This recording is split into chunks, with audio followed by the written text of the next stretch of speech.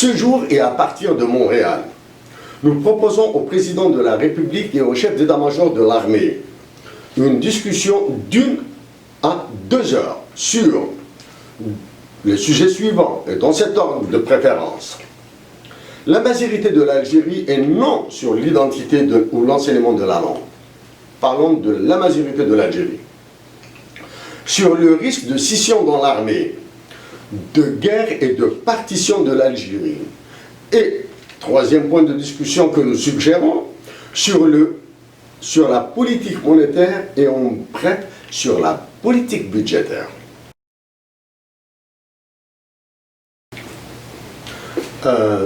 الراو يسيستمو في وجه في الأول ولاد وبلاد بلادي تحياتنا لكم. Nous allons essayer de voir tenter un coup là, pour faire remonter l'Algérie, notre patrie du dramatique gouffre dans lequel elle a été poussée. Il est indispensable que les tensions en Algérie tombent, que les esprits s'apaisent et que la lucidité l'emporte. Avec les décisions non prises par le chef d'état-major et le président de la République, qui sont les incarnateurs de la décision politique et le faux radicalisme des manifestants, notre pays, notre patrie, et sans aucun événement qui viendra chambouler tout, c'est-à-dire sans conflit international armé, ni une nouvelle guerre civile, l'Algérie est plongée encore une fois dans un 50 ans additionnel de soumission. Le 50 ans est facile à estimer. Des comparaisons entre les drames intérieurs que les Algériens ont vécus et ceux des pays qui nous ressemblent sont suffisants. Nous reviendrons en dernière partie sur ces comparaisons. Comme après l'indépendance en 1962, après octobre 1988, après Saint-Égidio en janvier 1995, après avril 2001 et après la chasse du dernier président de la République élu, à chaque fois que les colonels et généraux se mêlent des problèmes politiques, la situation s'aggrave en Algérie. Elle empire. Très complexe. Ils ont compliqué à l'extrême les solutions aux différentes crises explosives des Algériens et des Algériennes que ces manifestations ont éludé à Ession. Nous le répétons, les manifestations ont éludé à Ession les problèmes réels, les crises qui attendent des solutions. Dans cet ordre, disons bien dans cet ordre, pour la majorité, la paix et l'intégrité du territoire de notre patrie que nous aimons et aimerons ad vitam aeternam, et pour l'évitement d'une nouvelle guerre, nous continuerons à travailler pour l'Algérie, à agir auprès de ceux qui peuvent nous aider et contre ceux qui veulent embraser. Avant d'aller vers des sujets assez complexes, la conjoncture dans laquelle se retrouve l'Algérie, une première proposition, à travers Hussein Aït Ahmed et Alim Sidi, et pour la patrie. Ces deux hommes ont suffisamment fourni, ont donné beaucoup pour l'humanité. Les honneurs, ils les ont eus pour la postérité. Avant d'aller sur les dangers que courent les Algériens et l'Algérie, et avant la commémoration en décembre prochain du départ de Russie, en compagnie d'une personne de notre choix, nous sommes prêts dans l'immédiat à animer une conférence sur ces actions internationales durant la guerre de libération et avec Alim Sidi après. Nous le ferons dans le sud de l'Algérie, dans les Aurès, en France, à New York, pour la symbolique de l'introduction de l'autodétermination nationale à l'ONU. Si plusieurs endroits sont proposés, alors pour montrer la ressemblance de certaines conjonctures et tirer profit des solutions passées, nous détaillerons dans chacun des lieux une des différentes théories qui ont soutenu chacun des trois volets suivants. Le premier sera le contrat national de Saint-Égidio. Le deuxième sera l'introduction des droits de l'homme en Algérie. Le troisième, mais qui était son mantra, le droit d'avoir des droits. Le droit d'avoir des droits, c'est la célèbre énonciation de Hannah Arendt, même si pour nous, l'exigence de cet esprit remonte à plusieurs années auparavant, dans les travaux de Ricardo Alvaro et les pensées de Rufia Alvaro, avant lui, de l'Uruguay. Pour cette conférence, les frais de nos déplacements avec une personne de notre choix doivent être assurés. En dernière partie de ces mots, nous parlerons concrètement de nouveaux éléments sur la majorité de l'Algérie, du voisinage géographique immédiat de l'Algérie avec les cas du Mali, Soudan et Libye, et des guerres monétaires et financières mondiales. Notre proposition aux dirigeants algériens, quand nous nous apprêtons à faire une proposition au président de la République par intérim et au chef d'état-major de l'ANP, comme presque toutes celles au sujet desquelles nous avons eu quelques informations, les politiques de la santé et de la monnaie sont fascistes. Après avoir proposé en vain aux députés une conférence quand cette dernière était en débat, ce jour et à partir de Montréal, nous proposons au président de la République et au chef d'état-major de l'armée une discussion d'1 à 2 heures sur les sujets suivants, et dans cet ordre de préférence. La majorité de l'Algérie et non sur l'identité ou l'enseignement de la langue. Parlons de la majorité de l'Algérie. Sur le risque de scission dans l'armée, de guerre et de partition de l'Algérie. Et, troisième point de discussion que nous suggérons, sur la politique monétaire et en bref sur la politique budgétaire. Comme pour la conférence, l'acceptation de cette proposition implique notre prise en charge avec la personne de notre choix qui nous accompagnera.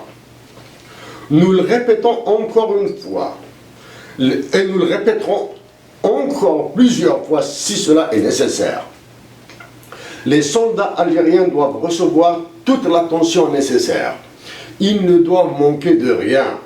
Les artistes et les écrivains violents, les écrivains algériens violents, se doivent d'être solidaires par leur présence et leur offrant des moments de joie et de répit. La conjoncture nous oblige à revenir sur la question de la Constitution pour demander au président de la République et au chef d'état-major, au président de la République d'autant qu'il représente le pouvoir législatif qu'il a promulgué et au chef d'état-major de révéler ses rédacteurs. Monsieur le Président, chef d'état-major de l'armée, s'il vous plaît, nous sommes dans la supplication.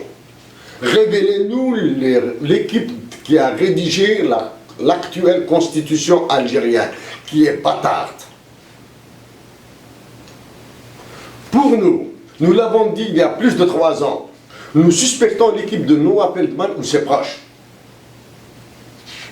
Dans le même ordre d'idées, une constituante est réclamée par certains.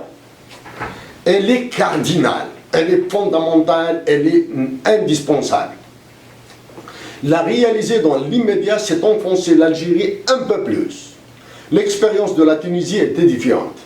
Étant au XXIe siècle, les Algériens doivent la réaliser avec les outils et mécanismes de ce premier quintile de ce siècle. Maintenant, parlons de la période actuelle, ce qui se passe.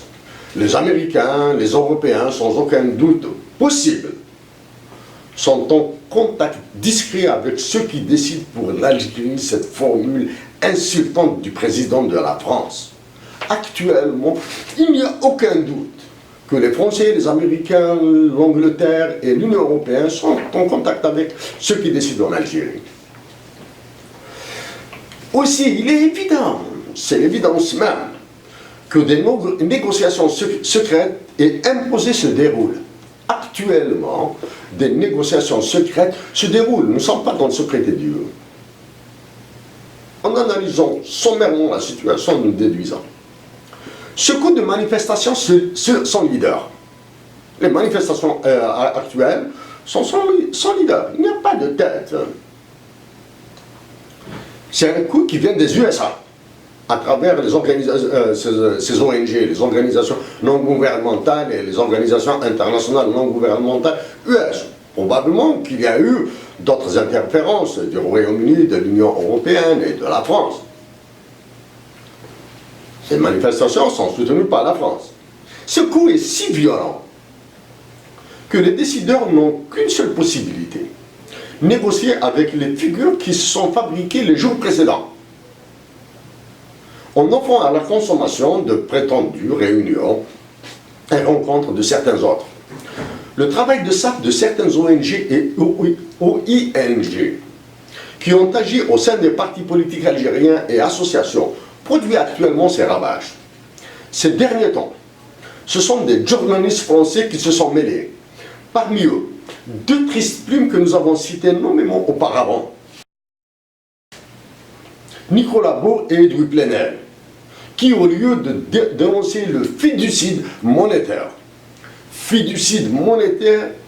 est la prédation que conduit la France en Afrique et de remonter les assassinats des Algériens en France, versent des larmes de crocodile.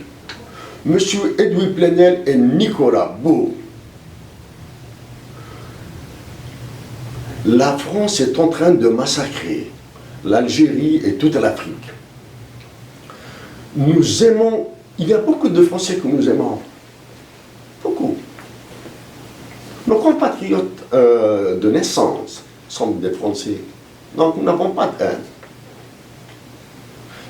Monsieur Nicolas Beau, vos papiers, vos textes sont des chiffons.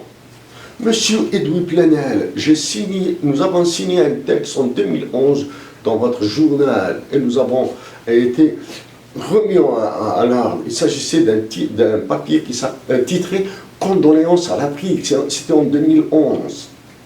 Monsieur Edoui Plenel, s'il vous plaît, occupez-vous de vos salades personnelles, pas des salades de la France. La France a suffisamment d'intellectuels pour s'en occuper et de militants sincères, et que nous saluons. Si vous voulez plaire à votre président, ce n'est pas au détriment de l'Algérie. Faute de légitimité, l'évolution que nous considérons comme positive,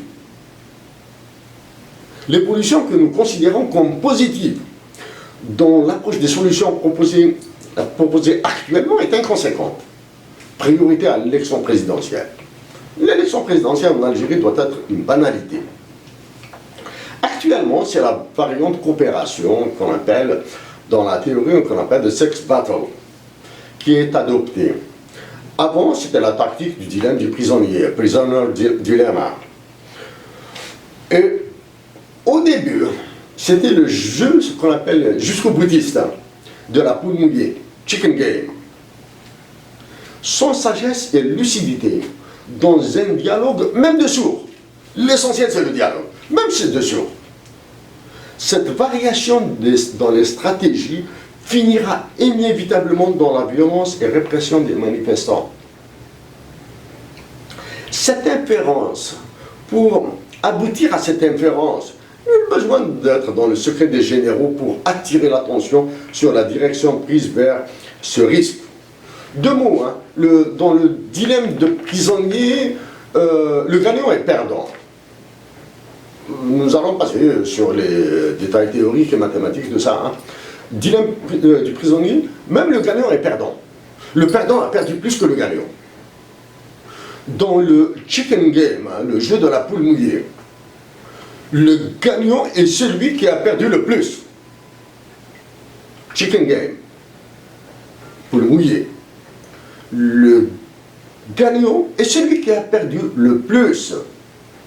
Dans le sex battle, la bataille des sexes, c'est-à-dire c'est l'enjeu qu'on appelle aussi en termes très simples le jeu de la coopération, c'est-à-dire les joueurs ou bien les protagonistes ou bien les adversaires doivent coopérer pour trouver la solution. Dans ce jeu de la coopération, les deux sont perdants. Les deux joueurs sont perdants, mais ils perdent moins que dans les joueurs précédents. Dans la coopération, même si le mot paraît gentil, doux, etc., il y a des moments où La violence doit être utilisée pour amener les joueurs à coopérer. La coercition, la persuasion, la dissuasion, ce n'est pas parce que le mot utilisé est coopération que cela sous-entend obligatoirement la paix. Par moments, la violence est nécessaire.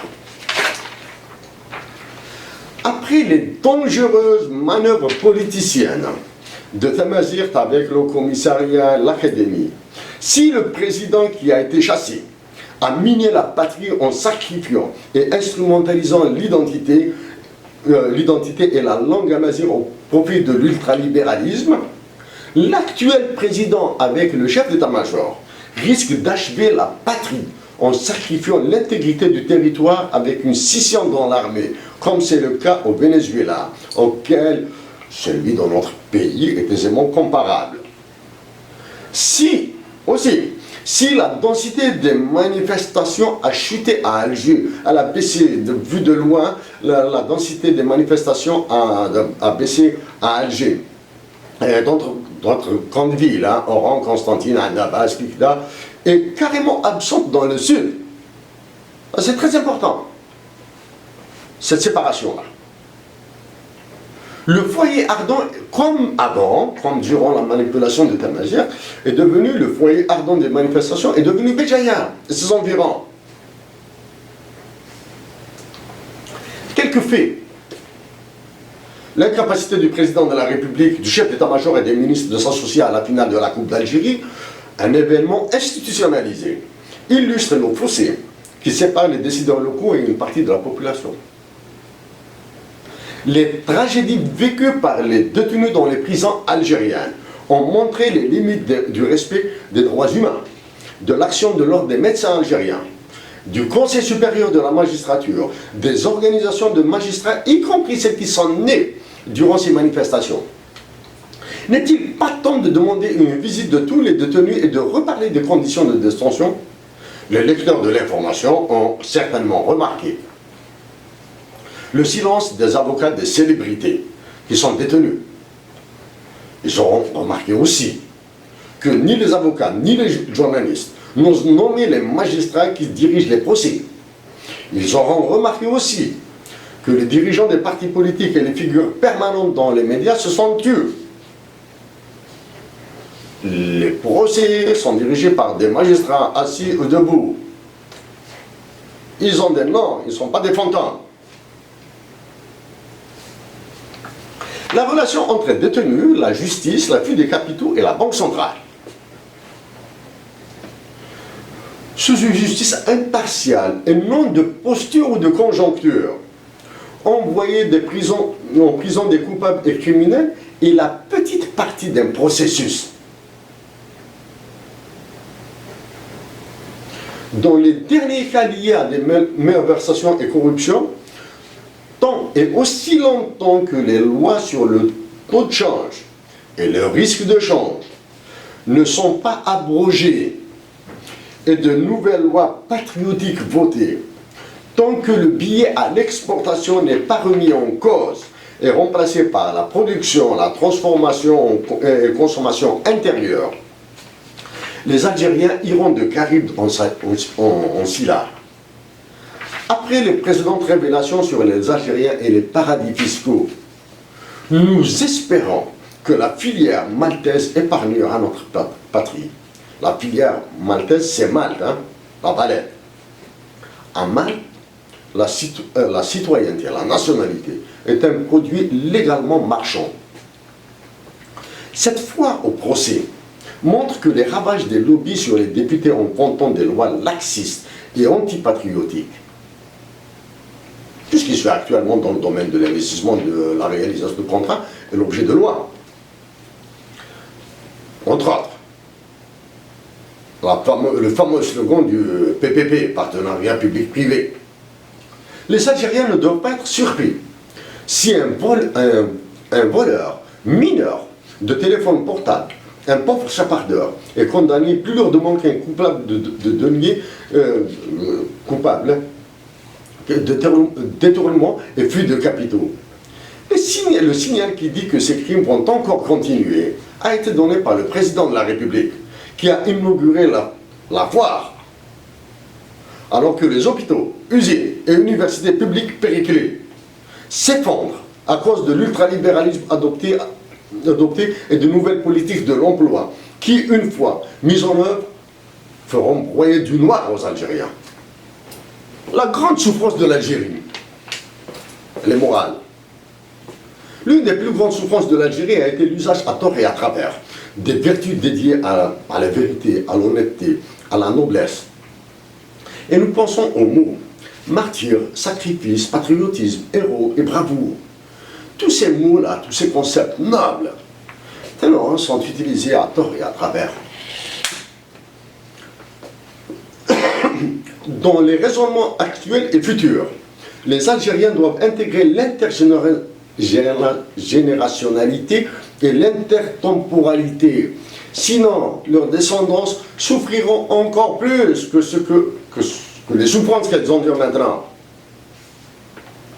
L'effet boomerang des malversations dans certains projets réalisés par ceux qui sont dans les tribunaux ou prisons sera violent. Les procès, les détentions ne montrent qu'un voile. L'effet boomerang. Si la nature est résiliente et résistante, ces réactions seront extrêmement violentes sur les populations une fois ces limites atteintes. Nous pensons à la baisse des populations, et en particulier les populations Telgui, Mozabite et Chaoui, aux migrations internes et gentrification qui s'en suivra automatiquement, à l'avancée du désert, à la disparition des savoirs ancestraux, à la dépossession de tous les Amazirs, de leurs sciences en médecine naturelle, système d'irrigation, au profit des multinationales. La réduction des terres agricoles, aux retenues collinaires, aux autoroutes, aux cités dortoirs et à la criminalité qui se développe, à la production de médicaments et autres domaines. Il est à noter que toutes les décisions qui ont été prises récemment ne sont pas régaliennes. Pour ne pas nuire aux intérêts américains, français, anglais et de l'Union européenne, aucune décision n'a été prise dans l'annulation de certains accords, comme celui de coopération avec l'Union européenne, au sujet duquel un ancien ministre a dit que l'État algérien n'a fait que signer le document. Gravissime. Certaines déclarations qui circulent révèlent le toboggan sur lequel l'Algérie a été poussée. Quelques exemples. L'État doit être fort et stable. Bien sûr, ce sont des expressions qui font un peu plaisir, qui sont bonnes, belles à entendre. L'État doit être fort et stable. L'État fonctionne avec une administration composée de non-élus. L'État est impersonnel. Il doit être neutre. Ce sont la paix, la solidarité et le patriotisme qui doivent être forts par une synergie et syncrétisme que créeront les Algériens. Ce sont les personnes et groupes qui dirigent notre personne, c'est-à-dire qui engagent toute l'Algérie, qui doivent être comptables devant le peuple et mis sous le glaive de la loi. Ils doivent être faibles et instables. Nous le répétons, ceux qui dirigent l'Algérie, c'est-à-dire ceux qui engagent la patrie, doivent être faibles et instables pour pouvoir garantir le fonctionnement légitime et démocratique du pays. C'est ce qui est appelé en politique l'alternance au pouvoir. Nous le répétons, le président de la République, tous les élus, les chefs d'état-major de l'armée, ils doivent être faibles et instables. L'État doit être fort et stable. Deuxième exemple, la parole du peuple est au-dessus de la Constitution. La folie. C'est une déclaration populiste qui fait le lit du fascisme. La parole du peuple doit être dans la Constitution. Et pour qu'elle y soit, l'obligation de vote et d'autres règles doivent être imposées. La parole du peuple est au-dessus de la Constitution. C'est du fascisme, ça. Ça annonce le fascisme. Concernant la Banque centrale et ses gouverneurs, annoncer l'effondrement des réserves de change a très peu de sens. C'est la révélation des mouvements de capitaux qui touchent les comptes et la balance, de la balance des paiements, en particulier le compte des invisibles et l'éclatement du compte courant. Un retour sur le brasier allumé au début des années 90 s'impose. Le célèbre gouverneur qui a été installé en 89 ou 90 a mis le feu dans la politique monétaire, et dans les salaires et automatiquement l'inflation. Il a fait éclater les inégalités en Algérie. Ça, c'est la politique monétaire. La soumission présente et passée de l'État algérien seront hautement préjudiciables au peuple.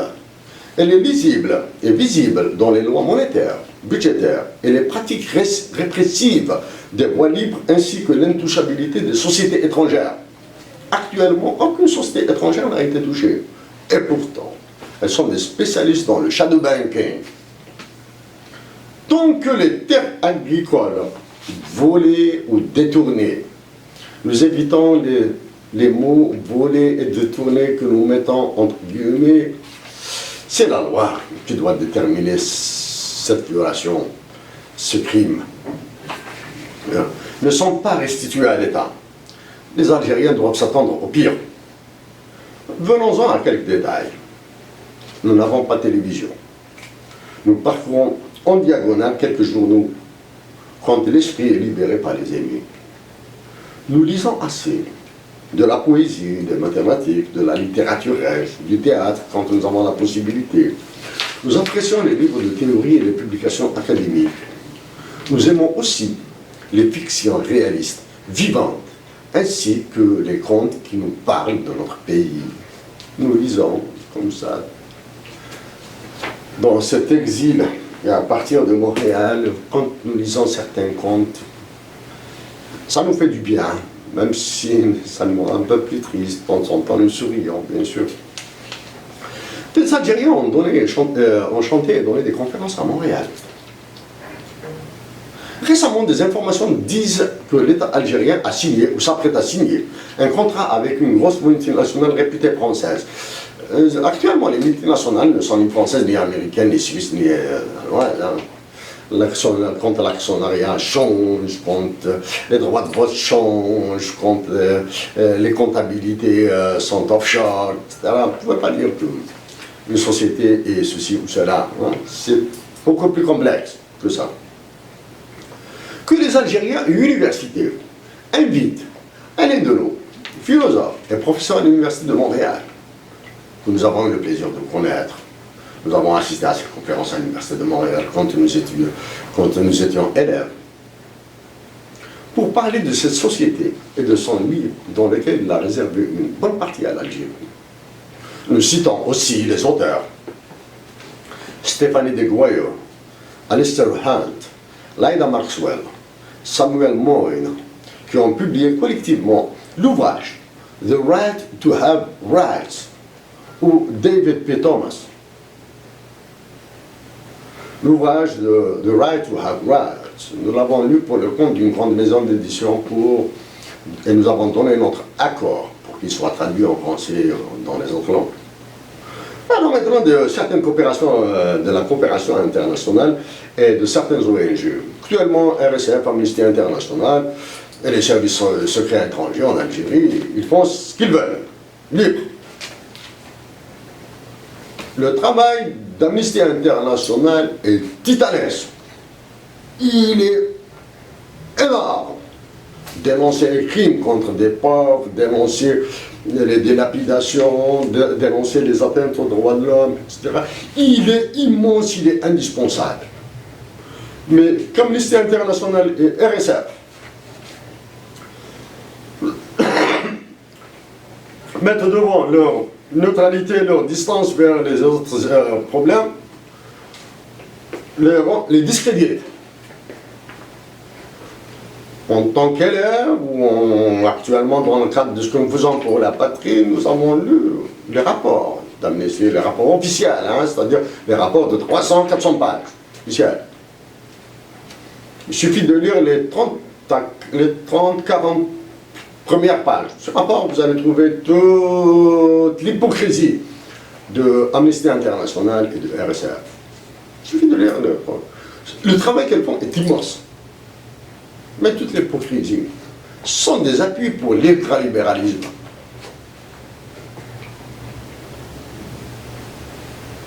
Si nous dressions un classement des États les plus stupides, nous disons bien les États les plus stupides, dans le monde actuellement, dans les 10 premiers, l'Algérie, la Tunisie et le Maroc auront une place de choix. Les États les plus stupides. Nous avons signé énormément de textes pour le Centre de recherche sur la mondialisation sur ces sujets. Vous pouvez les consulter. Alors, la mazérité de l'Algérie.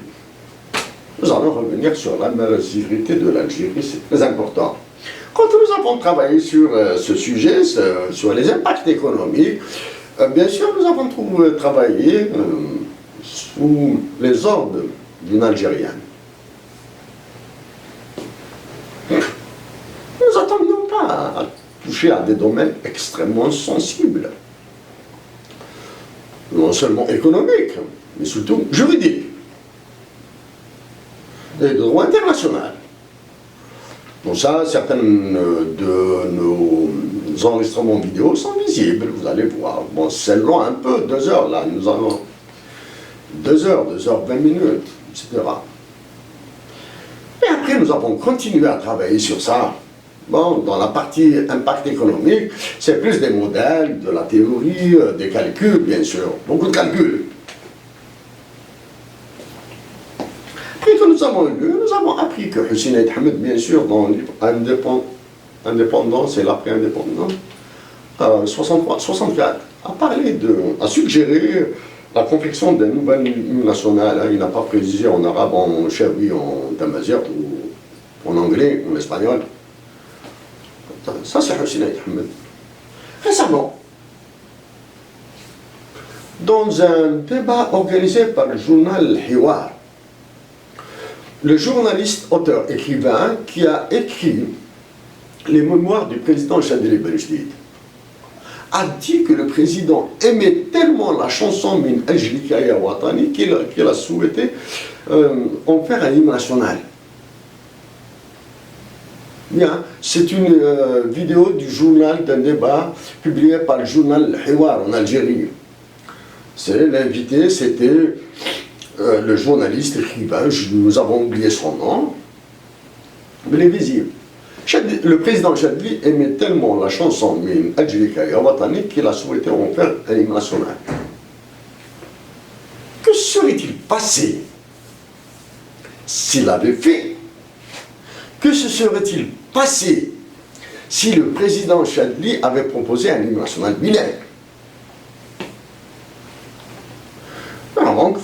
Maintenant, nous allons passer à une de nos dernières lectures concernant l'espagnol et Tamazight.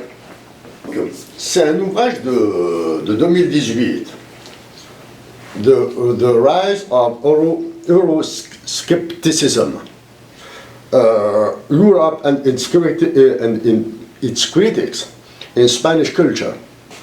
C'est l'Europe et sa critique dans la culture espagnole. Ça n'a rien à voir avec l'économie, la défense, ou je sais pas, culture. C'est-à-dire la culture populaire. Par Luis Martin Estudillo.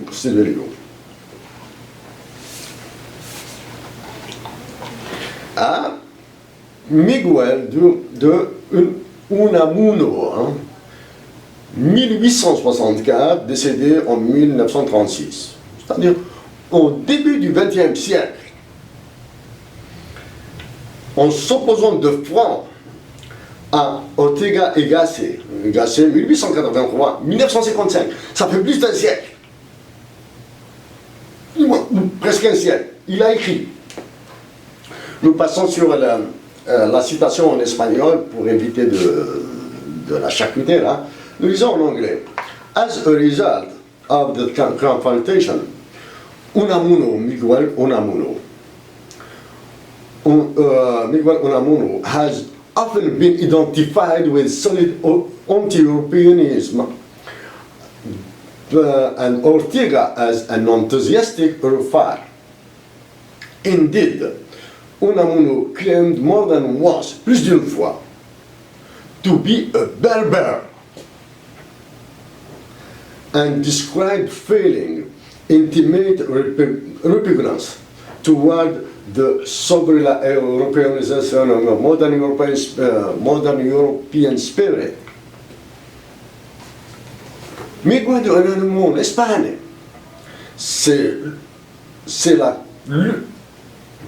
il fait partie des figures les plus influentes de la culture espagnole.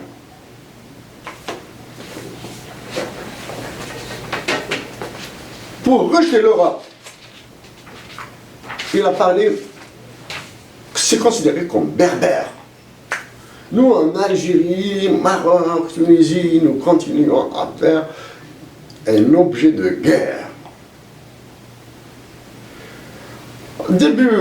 Maintenant au Canada, début juin, juste à la fin du Ramadan, période, un groupe de travail a publié un rapport sur l'assassinat et le meurtre des femmes autochtones au Canada.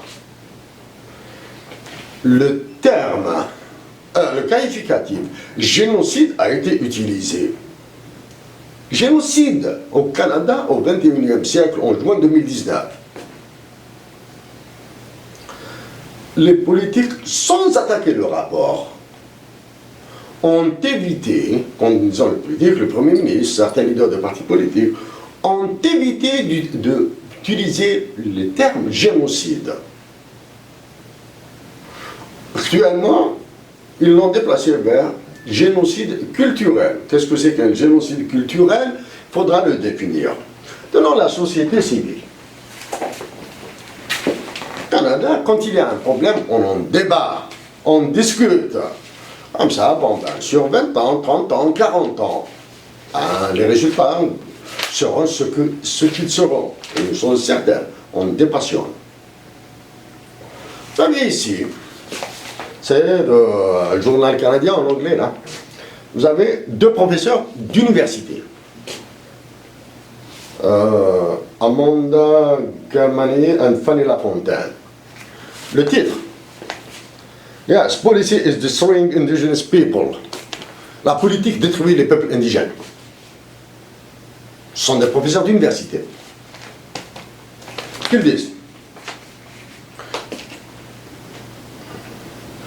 calling Canada's treatment of indigenous people a genocide does not negate the suffering of the communities. This is not a competition of horrors, but to, entre guillemets, not use the word in this context will deny indigenous people their suffering. Genocide has occurred and the government has bravely accepted the term. Oh, là c'est annexé. Ending the Canadian genocide of indigenous peoples is a legal obligation and requires an honest and active process of décolonisation. Le reconnaître est un acte brave. Et accélérer le processus de décolonisation, ça c'est au Canada en 2019. This requires full implementation of calls for justice made by this inquiry. Inquiry, c'est le rapport et l'appel, etc. D'un autre côté, vous avez une autre personne qui est contre. Bon, contre l'appellation de génocide, il s'agit de Laura Grossman, is the founder of the Canadian Holocaust Memorial Project. Elle dit rapidement, in each of these cases, the question of genocide is one of intent, and on this point, international law is quite clear. The deliberate and systematic destruction in whole or in part of an ethnic, racial, religious, or national group constitutes genocide according to Genocide Convention. Donc, elle a utilisé la Convention sur le génocide, la Convention internationale sur le génocide, c'est l'attaque des identités, etc., etc. Donc, cette personne, c'est passé du côté du droit international, c'est-à-dire plus du côté politique, c'est-à-dire du côté théorique et philosophique. Maintenant, nous allons passer à autre chose. On parlait de l'identité, de la paix, nous avons parlé de ça, de l'Espagne, du Canada. Maintenant, nous allons passer à un truc, avant de passer à d'autres aspects. Ça, c'est le Wall Street Journal, que nous avons ramassé dans le métro.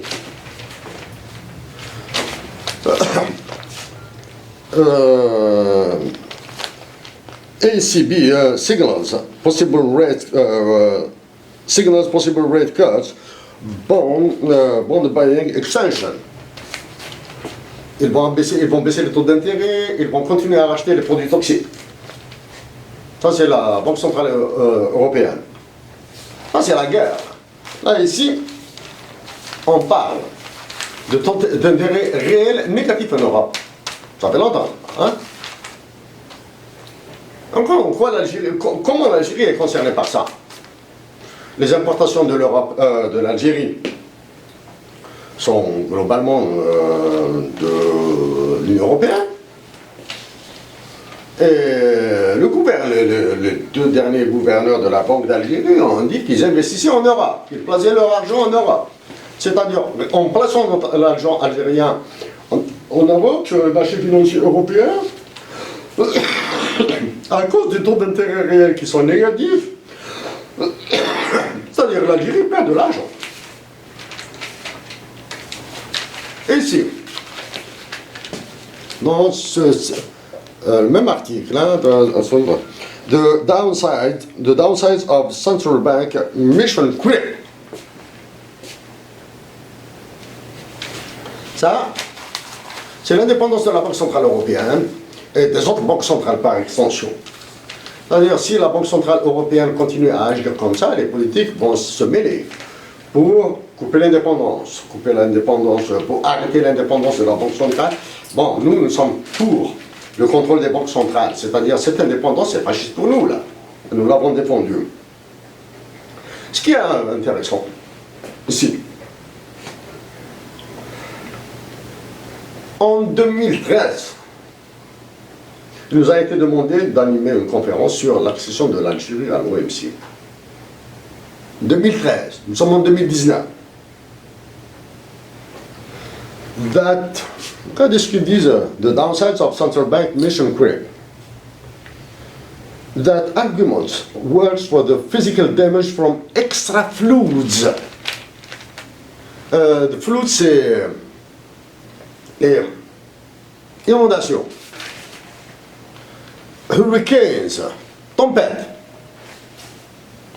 ouragans, typhons, voilà, hurricanes, and so on, etc.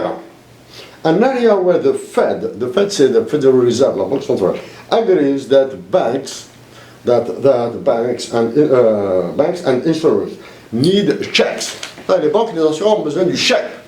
Ça, c'était en 2013, octobre 2013. Elle est visible sur YouTube, la conférence que nous avons donnée sur l'Algérie. Nous avons soulevé le problème des assurances sur les banques en Algérie concernant l'environnement. Il y a un autre, l'environnement. Il y a un autre papier, bien sûr. C'est là. Après avoir travaillé sur les impacts économiques de Tamasek, nous avons parlé du protocole de Kyoto. Ça, c'est en 2014. Ça, c'est Wall Street Journal. China's new emissions rules check local car makers. C'est-à-dire les nouvelles règles sur l'émission de dioxyde de carbone en Chine ont été rendues plus sévères. Et elles ont choqué l'industrie automobile en Chine. Choquer l'industrie automobile en Chine, ça n'inquiétera personne, ne fera absolument rien.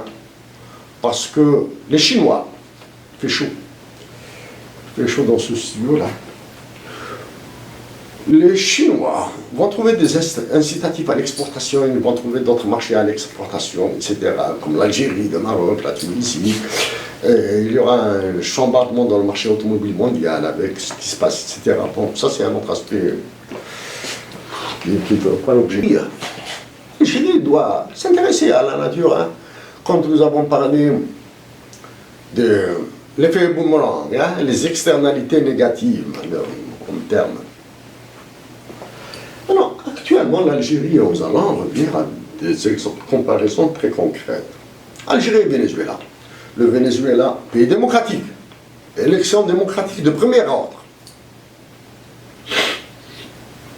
Crise économique, dévaluation de la monnaie, nouvelle monnaie, échec de la nouvelle monnaie, scission du pouvoir politique. Le président de l'Assemblée, le président de la République. Mouvement humanitaire, réaction des États-Unis, de la France, de l'Union européenne, etc., de la Chine, de la Russie, tout le monde a réagi dans le cas de Venezuela. Qu'est-ce qui se passe maintenant? C'est l'armée qui a été attaquée. Est-ce que les Algériens doivent s'attendre à ça? Sans aucun doute. Quand on veut quand un pays est dans le viseur, il est déstabilisé. Ceux qui veulent le déstabiliser, ils prennent leur temps. Parce qu'actuellement, ils savent que les opinions publiques sont très sensibles, elles sont très bien informées, mais ils jouent sur l'incompréhension des enjeux. Ils sont informés, ils savent ce qui se passe dans le monde. Mais pourquoi, comment, les délais, ça, le lecteur lambda, l'auditeur lambda, etc., ne comprennent pas. Il est difficile. On va dire comme ça, assez ésotérique. Est-ce que l'Algérie va subir ça? Nous espérons que non. Mais l'espoir n'est pas un objectif. Espérer n'est ni un objectif ni un travail. Nous devons tout faire pour l'éviter. Donc la paix et la majorité de l'Algérie. L'Algérie et le Mali. Les forces françaises sont au Mali pour protéger prétendument les Maliens, pour la paix, l'ONU est bloquée. Des forces canadiennes sont au Mali aussi, bon, mais elles sont très retirées parce qu'elles ne veulent pas se mêler de certains conflits, etc. Récemment, les Peuls et les Tongons, quelque chose comme ça, j'ai oublié le nom là, ont été quasiment exterminés. Génocide. Aucune réaction de la France, de l'Algérie, du Maroc, de la Tunisie, de la Mauritanie, de tous les pays limitrophes là. On vous dit qu'il y a les missions de paix de l'ONU au Mali. La France et ses approvisionnements au Mali est intéressée par ce genre de massacre. Il est intéressé parce qu'elle prépare le terrain pour la partition du Mali. Le nord qui est amazigh et musulman, le sud qui est animiste. Et les ressources naturelles sont plus au nord. Mais voyez la suite maintenant. Le Soudan et l'Algérie.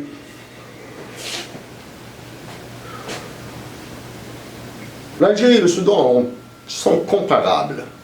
Pays sous-développés, les dictatures militaires, les régimes islamistes, les tentatives plutôt en Algérie, mais sont presque dans tous les domaines. Niveau de pauvreté, éducation, santé, tout.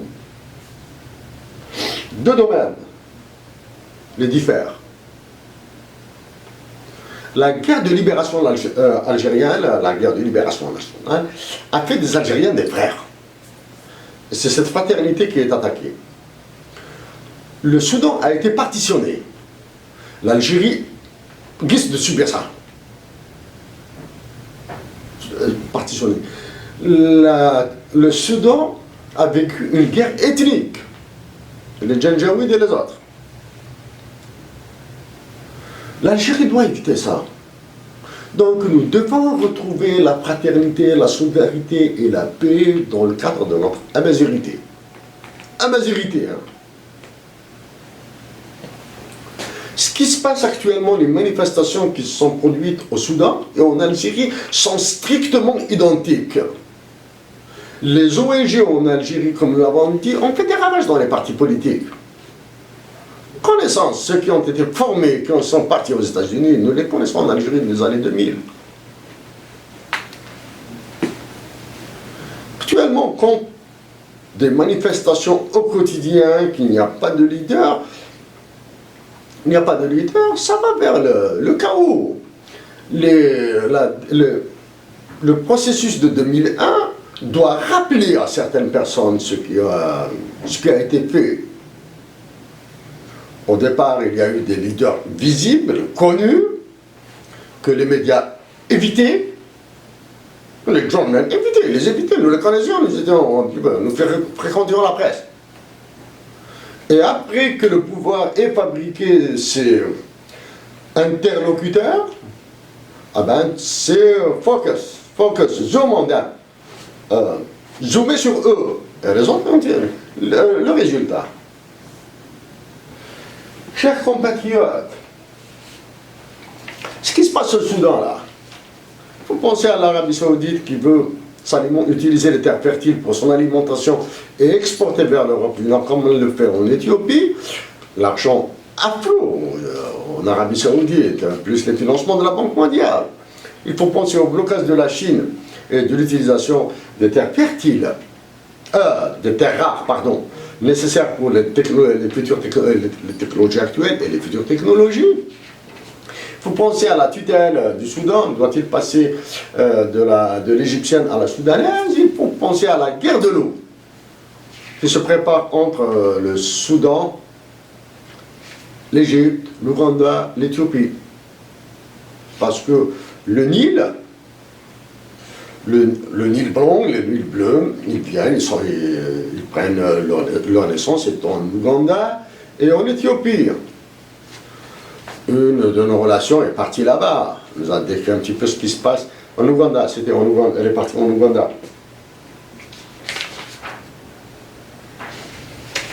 Espérons que le chef d'état-major se rappelle, et il se rappellera, qu'il a déclaré qu'il est aux côtés du peuple.